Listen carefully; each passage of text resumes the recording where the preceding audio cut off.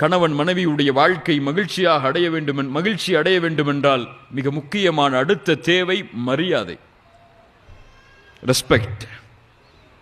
கணவன் மனைவியை மதிக்க வேண்டும், மனைவி கணவனை மதிக்க வேண்டும். கல்யாணம் ஆனதுல இருந்து மூத்தார வரைக்கும். ஆனா இன்னைக்கு 2 வருஷம் நல்ல கவனிப்பு, 3 வருஷம் நல்ல கவனிப்பு, 4வது வருஷம் இருக்கிறத சாப்பிட்டுட்டு படுத்துருங்க, அவ்வளவுதான்.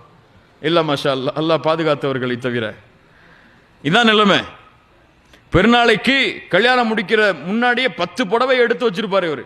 அடுத்த பெருநாளைக்கு நீ போடுறதுக்கு இப்பவே புடவை வாங்கி வச்சுட்டமான்னு சொல்லி அவங்க மாமியாட்ட சொல்லுவாரு. உங்க மகளை திருமணம் முடிக்கிறதுக்கு முன்னாடியே 2 பெருநாளைக்கு புடவை என் வீட்டில் இருக்குன்னு சொல்லி. கல்யாணம் ஆனதுக்கு பிறகு போன ரமதான்ல எடுத்த புடவை ஒரு தடவை தானே கட்டுனீங்க, அதே கட்டுங்க பரவாயில்ல அப்படின்ட்டு போயிடுவாரு. 3 வருஷம் 4 வருஷம் கழிஞ்சதுக்கு பிறகு மனைவி கணவன் இடத்திலே அப்படித்தான், கணவன் மனைவி இடத்திலே அப்படித்தான். இந்த மரியாதைகள் எல்லாம் கொஞ்ச நாள் தான், அல்லது ஒரு பயமா உருவாகிறது. அது யாருக்கு பயப்படுறாங்க இன்னைக்கு? யாருக்கு பயப்படுறாங்க? கணவன் மனைவிக்கு பயந்த காலம்லாம் மாறி போச்சு. இப்போ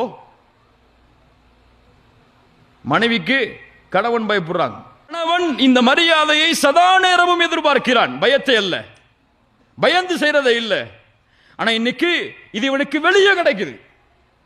2 வருஷத்துக்கு பிறகு ஆபீஸ்க்கு டெய்லி போனா ரிசப்ஷனிஸ்ட் எழுந்து குட் மார்னிங் சார், எப்படி இருக்கீங்க சார், சாப்பிட்டீங்களா சார் கேட்கறாங்க. ஃபிளைட்ல உட்கார்ந்த ஏர் ஹோஸ்டர் என்ன வேணும் உங்களுக்கு, தண்ணி வேணுமா அல்லது வேற ஏதாவது வேணுமா, சாப்பாடு வேணுமா, என்ன வேணும், நல்லா இருக்கீங்களா, ரிலாக்ஸா இருக்கீங்களா, நல்லா இருக்கீங்களா. ஒரு டீ கொட்டினா கூட இவர் பரவாயில்ல பரவாயில்ல பரவாயில்ல பாரு. ஆனா மனைவி டீ கொட்டினா நடக்கிறது வேற.